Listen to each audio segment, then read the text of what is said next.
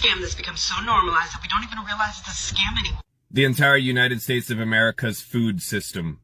Oh, you sent your kid off to general public schools? Congratulations, they're gonna be fed garbage. Oh, hey, you woke up? Well, we created this random word called breakfast. Go ahead and eat food and spike your insulin and lower your brain-derived neurotropic factor for the day. That's a good start. Don't worry, trust us. We created the Food and Drug Administration. Then you might want to ask yourself, why is the Food and Drug Administration in the same sentence?